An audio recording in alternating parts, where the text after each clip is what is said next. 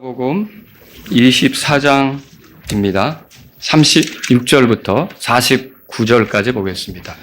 그들이 이같이 말할 때 예수님께서 친히 그들의 한가운데 서서 그들에게 이르시되 너희에게 평강이 있을지어다 하시더라. 그러나 그들이 무서워하고 두려움에 놀라 자기들이 영을 본 줄로 생각하더라. 이에 그분께서 그들에게 이르시되 너희가 어찌하여 불안해하느냐, 또 어찌하여 너희 마음속에서 염려하는 생각들이 일어나느냐. 내 손과 내 발을 보고 바로 나인 것을 알라.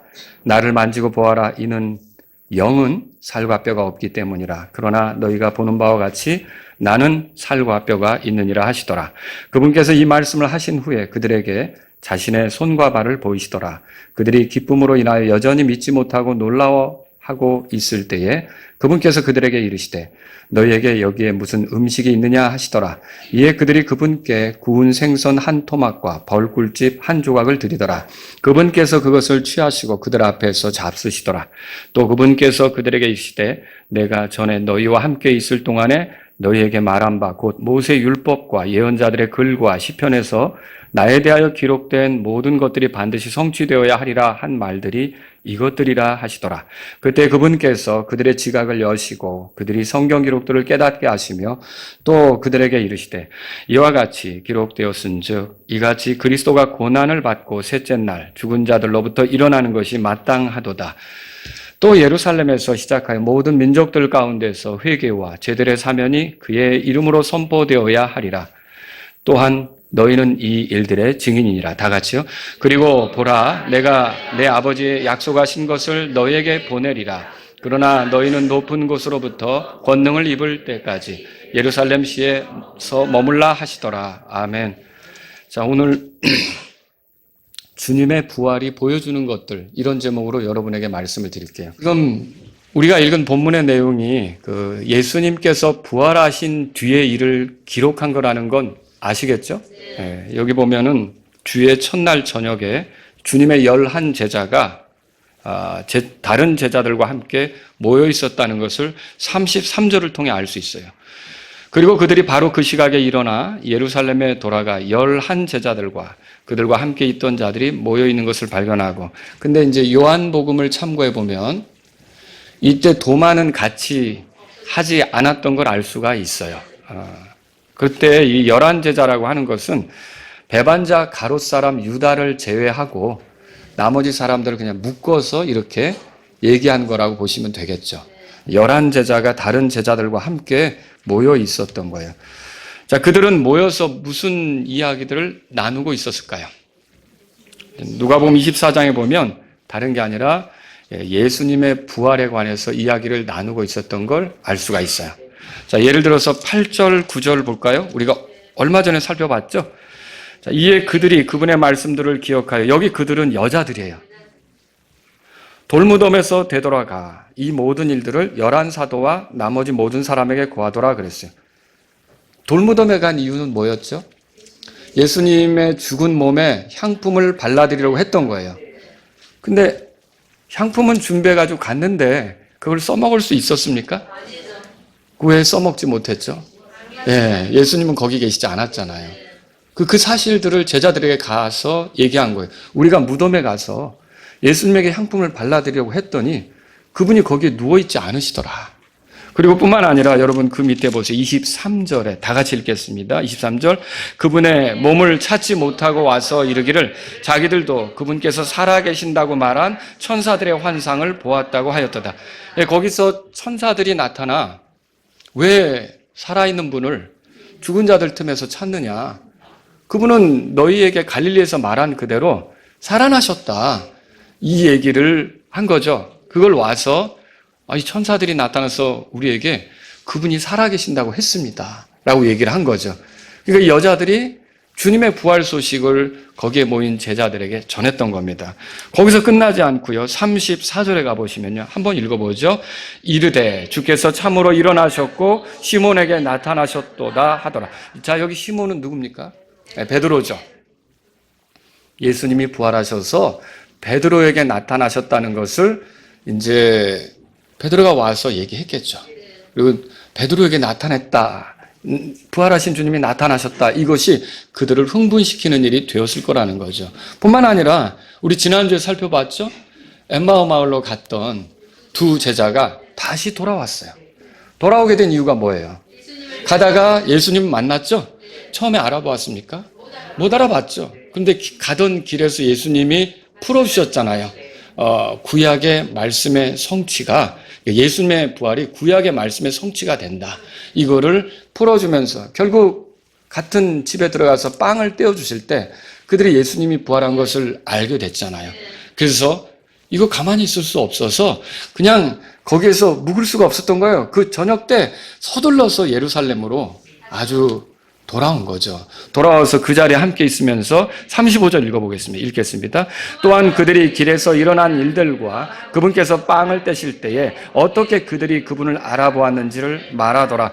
그러니까 이 사람들도 와서 우리가 처음엔 몰라봤는데 그분이 예수님이었어. 예수님이 살아나셨어. 자, 이런 얘기들을 그 제자들에게 했던 거예요. 여러분, 한번 여러분이 그때 그 자리에 있었다면, 여러분도 제자였다면 어땠을 것 같아요? 주님이 죽은 줄로만 알았는데, 며칠 전에 십자가상에서 죽은 줄로만 알았는데 그분이 죽은 걸로 끝난 게 아니라 살아계신 것을 듣게 되었고, 경험은 못했지만 경험한 사람들이 와서 얘기를 해주는 거예요. 그때 여러분 어땠을 것 같아요? 흥분이 되고 막 들떠있고 이렇게 되지 않았을까요? 그런 상황이었을 거라는 거죠. 그런데 그때 예수님께서 그들 가운데 딱 서셨어요. 그게 오늘 본문의 시작입니다. 36절 다 같이 읽습니다. 그들이 이같이 말할 때에 예수님께서 친히 그들의 한가운데 서서 그들에게 이르시되 너희에게 평강이 있을지어다 하시더라.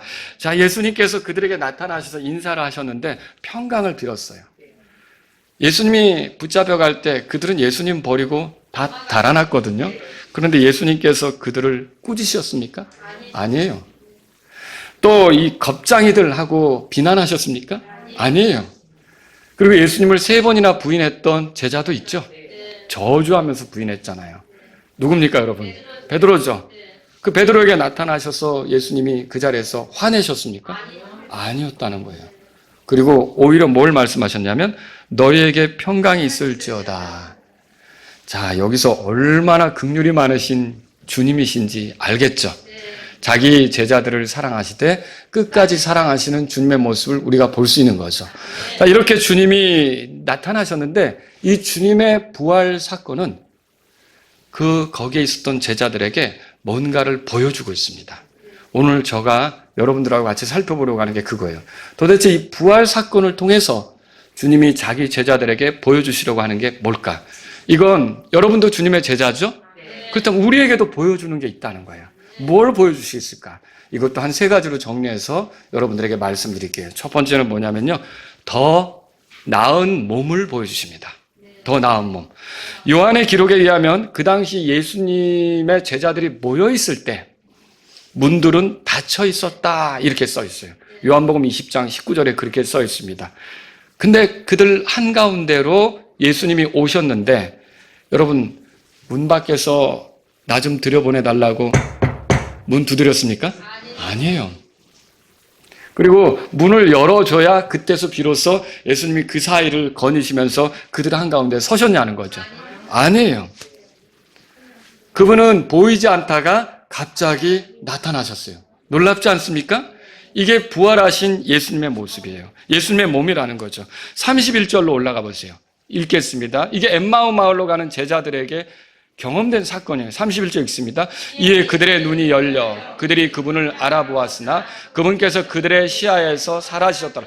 자, 같이 조금 전까지 걸어왔고 이야기를 나눴고 같이 그 집에 들어와서 있었는데 그들이 눈이 열려서 이제 그분을 알아보려고 하던 순간 그분은 그들의 시야에서 어떻게 됐다고요? 순식간에 사라졌어요. 놀랍지 않습니까?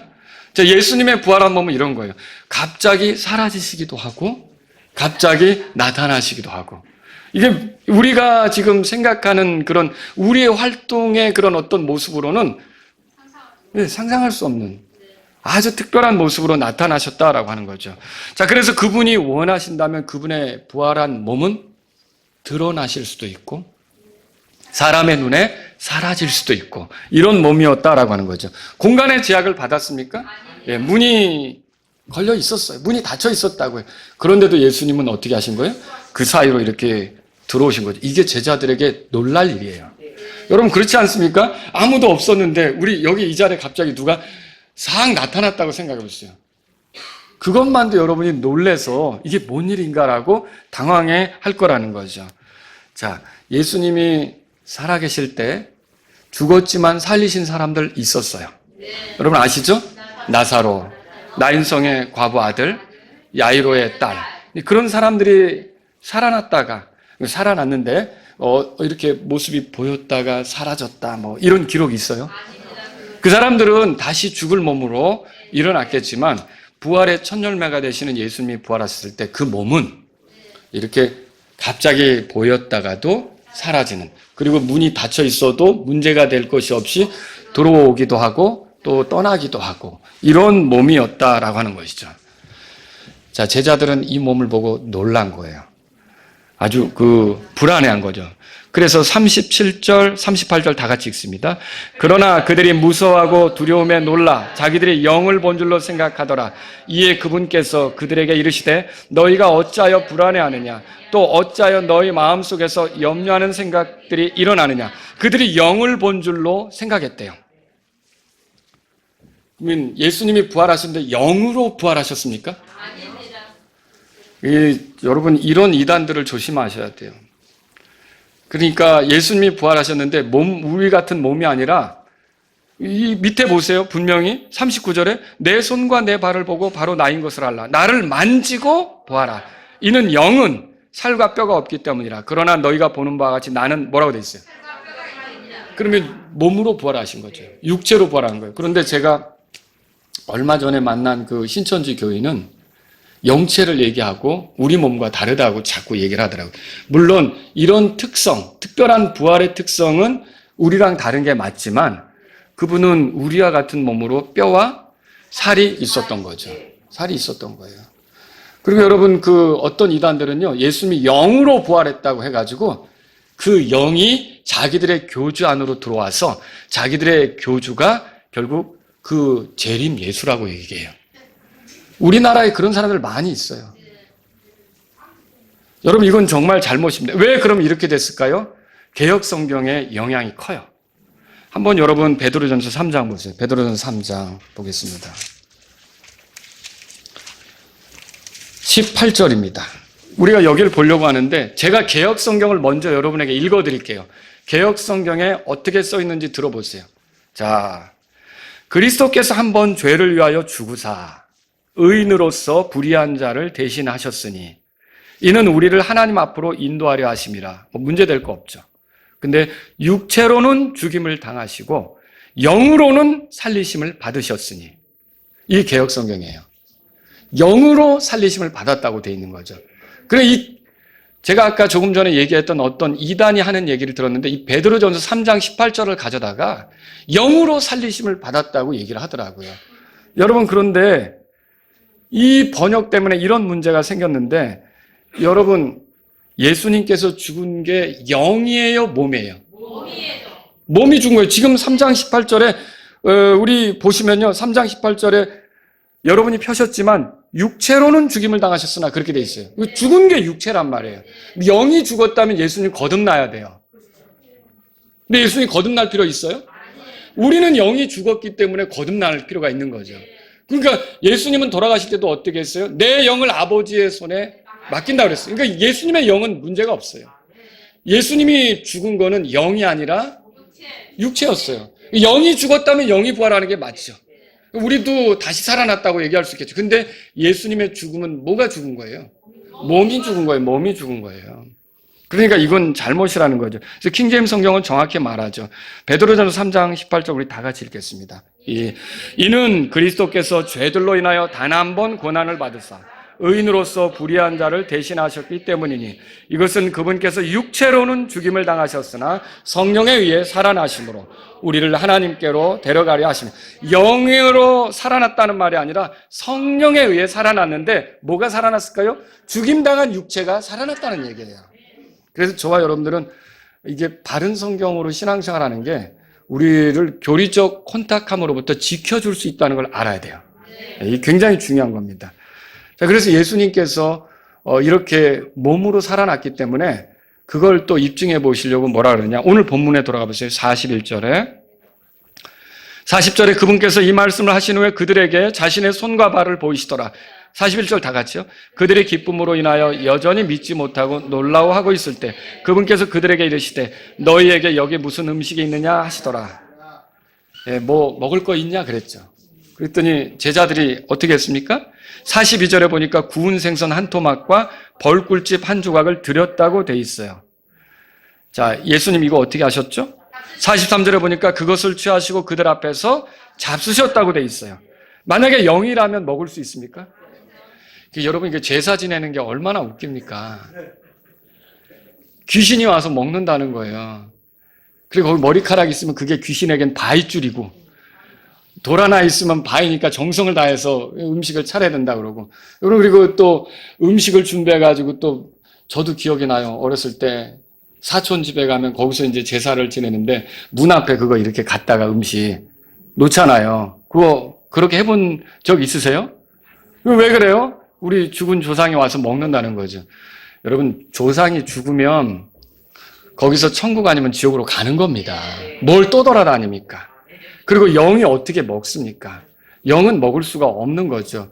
그래서 예수님은 지금 영으로 부활한 게 아니라 몸으로 부활했다는 것을 드러내시기 위해서 여기서 생선 한 토막과 벌꿀집을 드셨던 거죠. 여러분, 그 예수님께서 육체로 부활하신 걸 아시겠죠? 근데 이제 지금과 같은 이런 육체는 아니고 아주 특별한 육체였던 거예요. 요한복음 20장 20절에 그분께서 이렇게 말씀하신 후에 그들에게 자신의 손과 옆구리를 보이시더라. 이에 제자들이 주를 보고 반가워하더라 이렇게 돼 있어요. 그걸 경험하고 너무 기뻤던 거죠. 우리 죽은 줄로만 아는 예수님이 살아나셨구나. 이게 그들에게 기쁨이 된 거죠. 여러분 기억하십시오. 우리가 갖게 될 부활의 몸은 지금보다 더 나은 몸이에요. 예수님 같은 몸이에요. 요한일서 3장 2절에 이렇게 써 있어요. 들어보세요. 사랑하는 자들아, 이제 우리가 하나님의 아들들이니 우리가 앞으로 어떻게 될지는 아직 나타나지 아니하였으나 그분께서 나타나실 때에 우리가 그분과 같게 될 것을 아노니. 누구처럼 된다고요? 그럼 여기서 중요한 게 여러분도 부활하면 누구 몸처럼 되는 거예요? 예수님 몸처럼 되는 거예요. 놀랍지 않습니까? 아니, 어떻게 이 몸이 그렇게 될까요? 자연계에도 그런 게 있다고 여러분에게 말씀을 드렸잖아요. 자, 송충이 기어다니는 건 끔찍하잖아요. 그게 어깨 닿으면 여러분 다 비명 지르겠죠. 우리 자매님들, 예? 송충이가 여기 있다면 이뻐라 할 사람 없어요. 난리를 치겠죠. 그런데 그 송충이가 어느 날 똑같은 존재였는데 나비라는 몸으로 와서 여기 앉는다. 그럼 어떻게 할까요? 이게 웬일이지? 얘가 왜 나한테 왔지? 무슨 특별한 의미를 부여하고 싶어서 또. 여러분, 그 똑같은 몸인데, 그 똑같은 존재인데, 몸이 바뀌는 거 알죠? 예, 자연에서도 그런 게 있는 것처럼, 이 몸은 사실 하나님이 볼 때는 정말 송충이 같이, 왜 저럴까라고 생각이 들 수도 있겠지만, 하나님 우리를 구원하셔서 그런 상태가 아니라, 가까이 두기에 좋은 상태로 만드시려고 우리를 구원하신 거예요. 그래서 최종적으로 어떻게 합니까? 예수님의 몸 같은 영광스러운 몸이 되게 하셔서 두고두고 곁에 두셔도 정말 흡족한 그런 몸이 되게 하시려고 하는 거죠. 여러분, 이게 얼마나 놀라운 겁니까? 그때 여러분은 공간의 제약을 받지 않는 거예요. 왔다 갔다 하시는 거죠. 그리고 그 몸은 먹을 수도 있어요. 먹지 않을 수도 있겠죠. 육체의 생명을 부지하기 위해서 굳이 먹으려고 할 필요도 없는 거고요. 그죠? 먹지 않을 수도 있겠죠. 배설은 어떻게 이루어지는지 모르겠어요. 그 성경에 안 나오니까. 하지만 특별한 방식으로 여러분이 먹은 것들이 다 분해되겠죠. 그래서 우리가 그때 살아가게 될 거예요. 그런데 그때의 몸은 어떻습니까? 더 나은 몸이에요. 예수님은 이 부활을 통해서 너희들은 이렇게 살다가 끝나는 게 아니라 더 나은 몸이 있다는 걸 알려주시는 거예요. 부활의 몸입니다. 병들지 않는 몸입니다. 죽지 않는 몸입니다. 썩지 않는 몸입니다. 여러분, 지금 연로하신 분들은 내가 옛날 같지 않아. 예배당 올라오기도 힘들어. 아주 그냥 지팡이 없으면 걷지 못하겠어. 그냥 이렇게 힘들어할 수도 있어요. 허리는 왜 이렇게 아픈지 몰라. 이 통증은 가시지 않는데 여러분이 고통스러워할 수 있어요. 그러나 여러분이 예수님을 믿는다면 요 몸 벗을 때 있고요.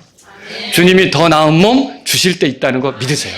그래서 영광스럽게 돼요. 또 여러분 가운데 어떤 분은 내가 예수님을 믿는 건 맞는데 이 몸을 가지고 자꾸 죄에게 영향을 받아. 이 몸으로 넘어질 때가 너무 많아. 이 손으로 나쁜 짓을 할 때가 많아. 그리고 후회하고 주님 앞에 또 자백하고 정말 지긋지긋해. 왜 예수님을 믿는 사람이 이 몸으로 온전히 하나님께 영광을 돌리며 살지 못할까? 괴로울 수도 있겠죠. 그런데 이 몸을 그렇게 죄에게 넘어지던 몸을, 죄의 영향을 받던 몸을 완전히 내려놓을 때가 있어요. 그리고 죄에 영향받지 않는 영광스러운 몸, 거룩한 몸, 예수님 같은 몸, 하나님을 온전히 기쁘게 할 수 있는 그런 몸을 입게 된다는 거, 여러분 생각만 해도 놀랍지 않습니까? 송충이 같은 우리 몸이 아니라 나비 같은 우리 몸이 되어서 하나님 우리를 곁에 두고 보실 때에도 흡족하고 만족스럽게 될 그 몸을 우리가 입게 될 순간이 있다는 것이 얼마나 좋은 일입니까? 이게 누구를 통해서 가능합니까? 부활의 첫 열매이신 예수님을 통해 가능한 거예요. 예수님이 첫 열매라면 나중에 부활할 존재들도 그 첫 열매와 똑같은 존재가 되는 거죠. 여러분, 예수님이 부활하셨다면 예수님께 소망을 둔 사람, 예수님을 믿는 사람들도 다 같이 부활하신다는 걸 믿으시기 바랍니다. 나는 부활이요 생명이니 나를 믿는 자는 죽어도 살겠고 살아서 나를 믿는 자는 영원히 죽지 않는다. 여러분, 이렇게 부활하신 예수님 믿으면 기억할 게 있어요. 지금은 이 몸으로 벌써 주름도 짓고, 제가 아는 어떤 분이 이 주름을 펴보겠다고 좀 이렇게 붙이면 주름이 사라진다는 거예요. 그래서 그걸 붙였어요. 근데 반짝 그날 밤은 효과가 있는 것 같아요. 근데 며칠 지나면 그 주름 그대로네? 그런데 우리는 지금 그렇게 주름이 가고 늙어가고 힘을 잃어가고 병들어가는 그 몸을 가지고 있어요. 그러나 여러분, 이게 전부가 아니에요. 저와 여러분들은 더 나은 몸, 부활의 몸, 예수님 같은 몸, 영광스러운 몸을 갖게 될 때가 있다는 걸 믿으시기 바랍니다. 주님은 제자들에게 그 소망을 주시기를 원하셨던 거예요. 자, 두 번째는 뭡니까? 더 나은 믿음이 있어요. 더 나은 믿음을 보여주려고 했어요. 더 나은 믿음은 어떤 믿음일까요? 한마디로 말하면 성경대로 믿는 믿음이에요. 내 생각대로 믿는 거는 굉장히 어리석은, 하나님을 외면하는 게 아니에요. 내가 하나님을 이렇게 생각할 수도 있어요. 근데 내가 생각한 하나님을 믿으면 내 생각으로 하나님을 만든 꼴이 돼요. 그거 잘못하면 우상숭배가 됩니다. 우리가 제대로 믿음 생활하려면 성경 기록이 말하는 대로 예수님도 믿고 하나님도 믿어야 되는 거예요. 여러분, 그래서 보세요. 여기 보면 주님의 부활은 모세 율법과 대언자들의 글에 또 시편에 기록된 예언의 성취라는 걸 알 수 있어요. 44절 보세요. 44절, 45절 다 같이 읽습니다. 또 그분께서 그들에게 이르시되 내가 전에 너희와 함께 있을 동안에 너희에게 말한 바 곧 모세 율법과 예언자들의 글과 시편에서 나에 대하여 기록된 모든 것들이 반드시 성취되어야 하리라 한 말들이 이것들이라 하시더라. 그때에 그분께서 그들의 지각을 여시고 그들이 성경 기록들을 깨닫게 하시며, 이 성경 기록이 중요해요. 이 성경 기록대로 믿는 것도 중요해요. 그 성경 기록들을 깨닫는 것도 중요하고요. 성경 기록이 우리 신앙의 바탕입니다. 내가 뭘 믿어야 될지 결정하는 것도 성경 기록에서 결정하는 거예요. 내가 어떻게 실행하고 어떻게 행동하며 살아야 될지도 성경 기록에서 결정하는 거예요. 이게 무서운 신앙이 들은 풍월로 신앙생활하는 거. 이거 정말 무서운 겁니다. 헛다리를 짚게 되는 거예요. 그냥 힘을 낭비하게 되는 거예요. 안 써도 될 힘을 써버리게 되는 그런 일이 생기는 거죠. 여러분, 그러면 구약의 성도들은 예수님이 오시기 전인데 부활을 믿었을까요? 구약의 성도들은 부활을 믿었을까요? 예수님이 부활의 첫 열매인데 그 전에 구약의 성도들은 부활을 믿었을까요? 지금부터 몇 가지 증거들을 찾아보겠어요. 첫 번째로 욥기 보세요. 욥기 19장. 욥하면 여러분이 고난받았던 사람으로 알잖아요. 얼마나 어려움 중에 있었습니까? 소유를 다 잃고 자녀들도 다 잃고 아내가 하나님 저주하고 죽으라고 이렇게까지 말했던 그 욥 아닙니까? 욥이 굉장히 힘든 시기를 보냈던 거 아시죠? 그 힘든 상황 속에서 25절 보세요. 19장 25절. 제가 읽습니다. 이는 내 구속자께서 살아계시는 것과, 자기의 구속자는 살아계시다는 거예요. 또 그분께서 마지막 날에 땅 위에 서실 것을 내가 알기 때문이라. 이 구약의 성도인데 자기를 구원할 분이 마지막 때 땅에 서실 거를 알았던 거예요. 그리고요, 이 사람이 뭐라고 말합니까? 26절 다 같이요. 비록 내 살갗의 벌레들이 이 몸을 멸한 뒤에라도 내가 여전히 내 육체 안에서 하나님을 보리로다 그랬어요. 여러분, 여기서 내 살갗의 벌레들이 이 몸을 멸한 뒤에라도, 이게 뭔 말이에요? 여러분, 사람이 죽으면 매장될 거 아닙니까? 그 당시에 매장되면 벌레들이 가만히 있지 않습니다.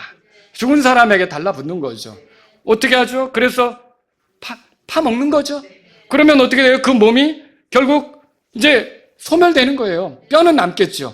지금 그 얘기를 말하는 거예요. 이렇게 내가 죽으면 벌레들이 내 몸을 갉아먹어서 내가 죽게 될 거다. 내가 소멸될 거다. 내가 사라질 거다. 내 육체가 흙과 같이 섞여버릴 거다. 먼지처럼 돼버릴 거다. 이런 얘기를 한 거죠. 그런데 여기에 보면 26절에 이렇게 써 있죠. 그렇게 이 몸을 멸한 뒤라도, 그러면 끝나는 겁니까? 그 뒤라도, 여러분의 육체가 그렇게 되는 일이 있다 할지라도 내가 여전히 뭐라고 돼 있어요?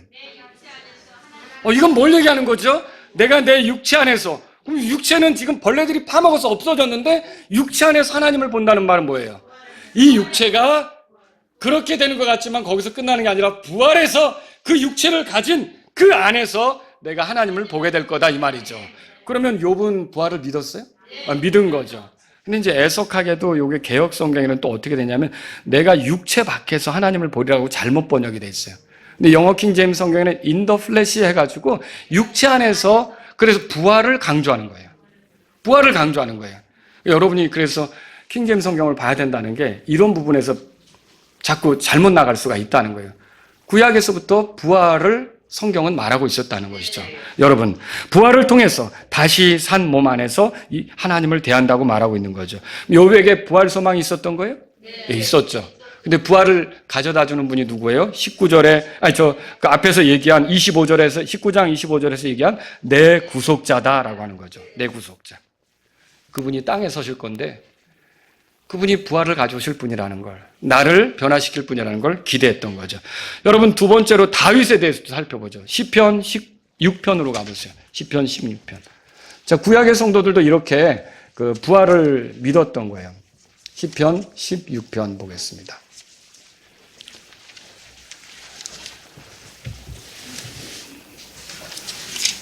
(9절) 보겠습니다.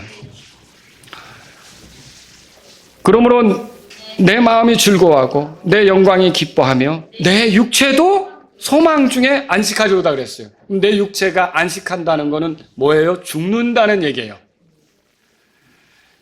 육체는 살아있을 때 이게 할 일이 많아요. 그렇잖아요. 여러분 손 가지고 있잖아요. 이 손이 얼마나 많은 노동을 합니까? 하나님께서 이 손을 주신 게 대단한 거예요.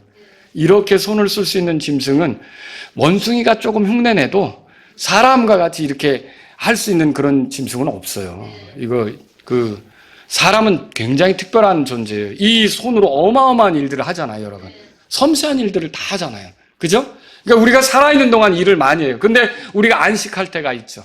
이 몸이 더 일 안 할 때가 있죠. 그때 어느 때요? 죽는 때요. 근데 16장 거기 9절에 보니까 내 육체가 안식하는데 그냥 안식하는 게 아니라 소망 중에 안식한다고 돼 있어요. 그럼 이게 뭐예요? 부활의 소망을 얘기하는 거예요. 이거 그냥 끝나는 게 아니라 다시 이 육체가 일어날 때가 있다는 걸 얘기하는 거죠. 10절에 보세요. 그래서 다 같이 읽습니다. 이는 주께서 내 혼을 지옥에 남겨두지 아니하시며 주의 거룩하신 이가 썩음을 보지 아니하게 하실 것이기 때문이니이다. 자, 이게 다윗이 썼다면 여기 말하는 지옥은 믿는 자들이 들어가는 믿지 않는 자들이 들어가는 형벌받는 장소가 아니라 사람이 죽으면 가는 구약시대는 땅속으로 갔잖아요. 죽은 자들의 거처가 있잖아요. 거기 몸이 가요, 혼이 가요? 혼이 가잖아요. 그죠? 몸이 가요, 혼이 가요? 혼이 가는 거죠. 몸은 무덤에 묻히는 거고. 그런데 지금은 이제 그 땅속에 있던 낙원이 어디로 가 있습니까? 셋째 하늘에 올라가 있죠? 다 이제 거기 가는데, 그럼 여러분, 우리가 그 낙원에 혼이 가 있는데 거기서 그냥 혼이 가 있는 상태로만 끝나느냐? 그게 아니라는 거예요. 이 말은 내 혼을 지옥에 남겨두지 아니하고 주의 거룩하신 이가 뭐라고 돼 있어요? 거기에 남겨두지 않는다면 그 혼이 몸을 찾을 때가 있다는 거예요. 그리고 주의 거룩하신 이는 누구예요? 그리스도 아닙니까? 그리스도가 썩음을 보지 않게 한다. 부활할 거죠. 그분의 부활을 따라 우리도 부활할 때가 있다라고 하는 것이죠. 자, 이사야는 이렇게 말했어요. 이사야서 26장으로 가보세요. 이사야서 26장 펴보세요. 제가 세 사람만 여러분에게 예를 들어서 보여드릴게요. 어때요? 욥, 다윗 다 부활을 믿었죠? 예. 이사야서 26장 거기 19절 보세요. 19절 다 같이 읽습니다. 주의 죽은 자들은 살겠고 그들이 내 죽은 몸과 함께 일어나리이다. 티끌에 거하는 자들아 너희는 깨어 노래할지어다. 이는 주의 이슬은 채소의 이슬과 같으니 땅이 죽은 자들을 내어놓을 것이기 때문이라. 이사야도 이걸 믿었겠죠. 그렇죠? 이런 말을 썼는데 주의 죽은 자들은 누구예요? 성도들이죠. 주께 속한 삶을 살다가 죽은 사람들, 성도들을 얘기하는 거예요. 그러면 보세요. 그들이 내 죽은 몸과 함께 일어나리라. 그럼 이사야는 자기 몸도 일어난다고 믿는 겁니까?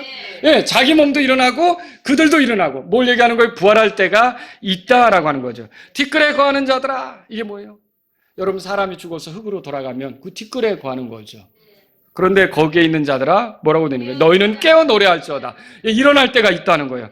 이는 주의 이슬은 채소의 이슬 같으니 땅이 죽은 자들을 내어놓을 것이기 때문이라.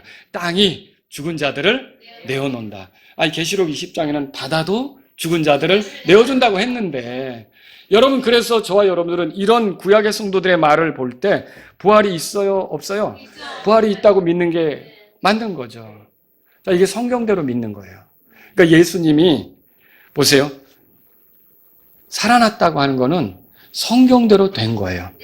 예수님이 성경대로 죽으시고 성경대로 묻히시고 성경대로 부활했다고 믿으면 예수님이 살아났다는 말에 당황할 필요가 있어요? 없어요. 겁먹을 필요가 있어요? 없는 거죠. 무슨 영을 본 것처럼 그렇게 할 필요가 없는 거죠. 그래서 성경 기록대로 복음도 전하는 거죠. 고린도전서 3장 4절에 성경 기록대로 그리스도께서 우리의 죄들로 인하여 죽으시고 묻히셨다가 성경 기록대로 셋째 날에 다시 일어나시고 이 모든 것이 성경 기록대로 되는 거예요. 여러분 아무리 주님을 사랑해도요. 성경 기록대로 믿지 않으면 불안해하고 초조해하고 어려워합니다. 그게 46절 오늘 본문에 돌아가 보세요.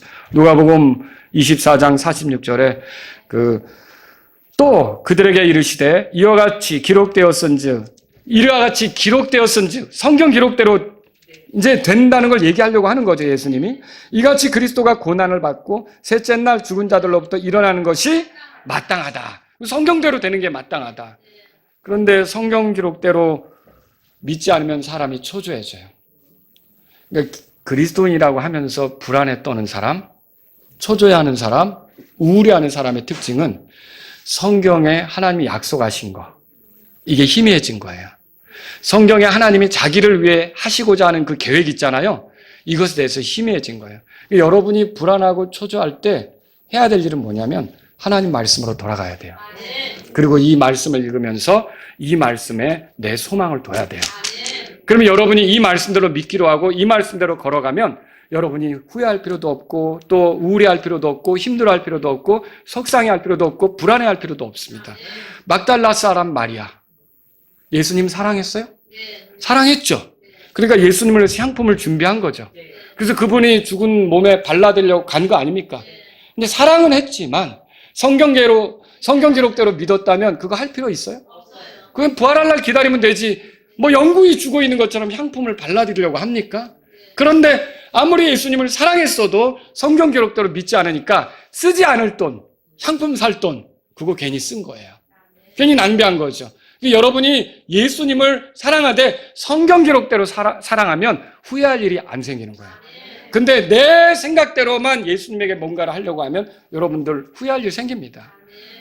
엠마오로 가는 두 제자 어떻게 됐어요? 예수님에 대한 기대가 가득했어요. 가면서 얘기를 나누죠. 우리는 예수님이 우리를 구속할 분으로 알았다. 예수님에게 그 얘기를 하잖아요. 근데도 예수님을 못 알아봤죠. 근데 갔죠. 그 엠마오 마을, 이제 가기로 했던 마을에 거의 들어갔는데 여러분 거기서 어떻게 해야 돼요? 다시 돌아왔던 거죠. 왜냐하면 그들이 성경 기록대로 믿었다면 좋은데 예수님한테 한 말 들었죠? 더디 믿는 자들아. 뭘 더디 믿는 거예요? 성경 기록을 더디 믿는 거죠. 그러니까 그렇게 하고서 이 사람들이 돌아왔는데 보세요. 성경 기록대로 믿었다면 안 가도 될 길을.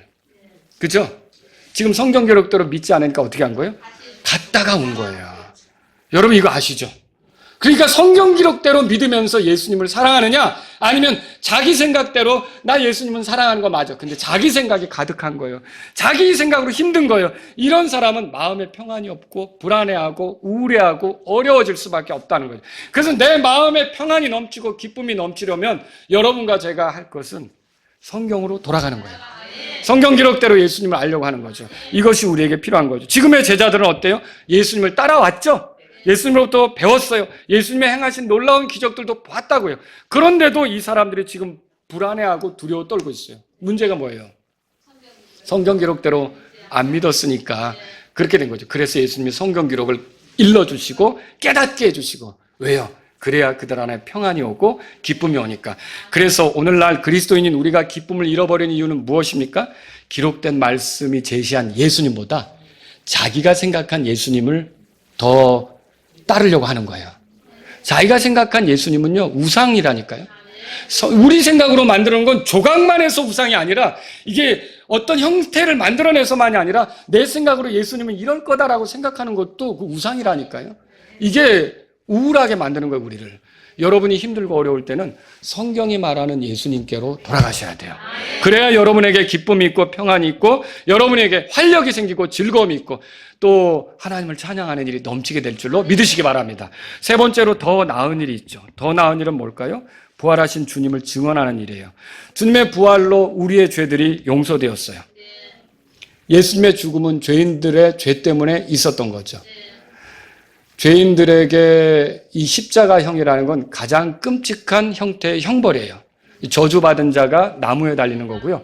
로마 제국에서는 가장 끔찍한 죄인을 십자가형에 처형하는 거죠. 그런데 원래 저주받아야 될, 하나님 앞에 저주받아야 될 대상은 우리입니다. 왜냐하면 우리가 죄 가운데 있었잖아요.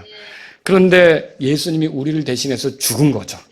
그 예수님의 그런 희생을 통해, 예수님의 피 흘림을 통해 예수님이 나를 위해 그렇게 했다고 믿으면 그 사람은 저주에서 벗어나는 거예요. 여러분 아시죠? 근데 예수님의 부활은 뭘 보여줍니까? 예수님의 부활은 우리의 죄 때문에 예수님이 죽은 게 유효하다, 효력이 있다, 그걸 보여주는 거예요. 여러분 어째서 그렇습니까? 죄의 싹은 사망인데 예수님은 사망의 지배를 받지 않으세요. 그러니까 자기 자신을 내주셨지만 일어나셨죠.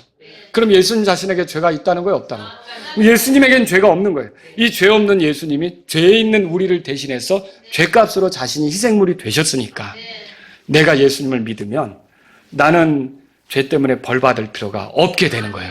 누가 벌은 다 받았어요. 예수님이 다 받으신 거죠. 그래서 이 부활은 어떻게 보면은 우리를 위해 죽으신 예수님의 죽음이 효력이 있다, 유효하다, 이걸 더 선명하게 제시해 주는 것이 됐다는 거죠. 십자가에서 우리 죄값을 지불한 거 맞지만 그게 확실하게 죄 없는 분이 죄인을 대신해. 죄 있는 사람이 죄 있는 사람을 위해 죽은 건 소용없습니다. 근데 죄 없는 자가 죄 있는 자를 위해 죽었다는 걸 확실하게 보여주는 게 이 십자가에서 있었던 것이 의미가 있고 가치가 있다는 걸 보여주는 게 예수님의 부활 사건이라는 거죠. 여러분 주님의 부활로 우리는 더 나은 일로 나갈 수가 있어요. 예수님은 부활하신 뒤에 제자들에게 말씀하셨어요. 요한복음 20장 21절에 내 아버지께서 나를 보내신 것 같이 나도 너희를 보내노라. 그럼 무엇을 위해서 보내십니까? 예수님은 자신의 죽음과 부활에 관해 전하도록 보내는 거예요. 오늘 본문 말씀 보세요. 47절에. 48절까지 읽겠습니다. 또 예루살렘에서 시작하여 모든 민족들 가운데서 회개와 죄들의 사면이 그의 이름으로 선포되어야 하리라. 또한 너희는 이 일들의 증인이니라. 예, 회개가 선포돼야 된다. 회개가 뭐예요? 자, 죄 가운데 살던 우리, 죄의 종로를 타며 살던 우리가 이렇게 살아봐야 하나님하고 불편한 관계 속에 멸망할 수밖에 없다. 하나님께 돌아서는 게 회개죠. 자, 누가 하나님께로 향할 수 있습니까? 예수님을 통하지 않고는 어려운 거예요. 그래서 예수님을 의지해서 하나님께로 돌아서는 게 회개죠. 이 회개가 선포돼야 돼요. 그리고 이렇게 예수님을 통해서 하나님께 돌아선 사람들에게 주어지는 건 뭐예요? 죄들의 사면이에요. 그래서 여기 죄들의 사면이 나오는 거죠. 여러분 그런데 이런 것들이 예루살렘만이 아니라 모든 민족들에게 전해져야 되는 거예요. 인천만 아니라 수원에도 그게 이루어져야 되는 거고, 중국에도 이루어져야 되는 거고, 땅의 모든 곳에서 이런 일들이 일어나야 되는 거죠. 그래서 예수님은 이것을 모든 주님을 따르는 자들마다, 부활을 믿는 자들마다, 주님의 부활을 소망 삼고 사는 자마다 가서 전하도록 그들을 증인으로 세우신 거예요. 48절에 그래서 이 일들의 증인이라 그랬고요. 그리고 49절에 그리고 보라, 내가 내 아버지의 약속하신 것을 너희에게 보내리라. 그게 뭔데요? 성령님이 임하시면 권능을 받고 예루살렘과 유다와 사마리아와 땅의 맨 끝 지역에까지 이르러 내 증인이 되리라 그랬잖아요. 여러분에게 성령님이 계십니까? 그러면 왜 성령님이 들어오셨을까요? 하시는 일 많습니다. 나 위로하고 거룩하게 살게 하고 죄를 깨닫게 하고 돌이키게 하고 많은 일이 있는데 그 성령님은 내 안에서 예수님의 증인으로 살게 하는 거예요. 여러분과 제가 이걸 알아야 되는 거죠. 그래서 세상의 소망이신 예수님, 죽음의 권능을 이기시고 부활하신 예수님, 그 평생토록 죄의 속박에 매여서 죽음을 두려워하며 사는 사람들을 자유롭게 하시려고 이렇게 십자가에서 죽으시고 부활하신 예수님을 가서 전하라고 하는 거죠. 여러분, 그래서 주님의 죽으심, 묻히심, 부활을 통해 죄들의 사면을 받은 성도들은 더 나은 일을 해야 해요. 그 더 나은 일은 뭡니까? 주님의 증인으로서의 일이라는 거죠. 직업이 무엇이든 하는 일이 무엇이든 사는 곳이 어디든 늘 부활하신 주님의 증인으로서 사는 것. 여러분이 그래서 올해도 그렇게 사셨겠지만 다가오는 2024년도도 한 해 더 주님이 살도록 생명을 연장시켜 주신다면 주님의 증인으로서 살 수 있기를 바랍니다. 나의 가까운 사람들에게, 나의 가족들에게, 나의 친지들에게, 나의 친구들에게 예수님을 증언하고 내가 만나는 내 아는 사람들에게 내가 만난 이 부활의 주님을 같이 전하는 저와 여러분들이 될 수 있기를 바랍니다. 말씀을 정리해 볼게요. 주님은 이 부활을 통해 더 나은 몸, 그리고 더 나은 믿음, 더 나은 수고에 대해서 보여줬어요. 더 나은 몸은 어떤 몸입니까?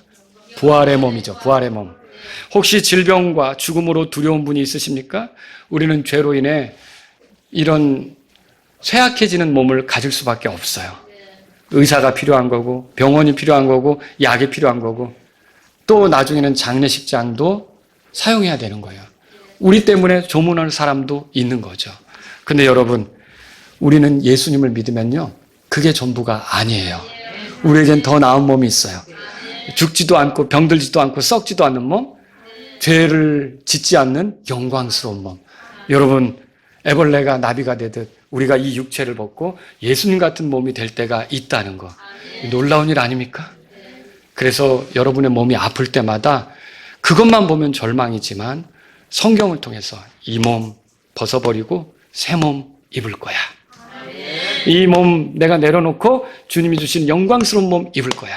그때 나 허리 구부러지지 않고, 그때 나 파스 바르지 않고, 그때 나 빨간 약 바르지 않고, 그때 나 정말 주님의 영광을 위해서 살아갈 거야. 여러분, 그걸 생각하면서 힘을 내시기 바랍니다. 더 나은 믿음은 어떤 믿음입니까?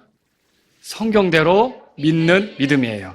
믿는다면서 불안해하고 초조해하고 이렇게 하는 건 왜 그래요? 성경대로 믿음이 아니라 내 생각이 꽉 들어차 있기 때문에 그래요. 그런 사람은 당황할 수밖에 없어요.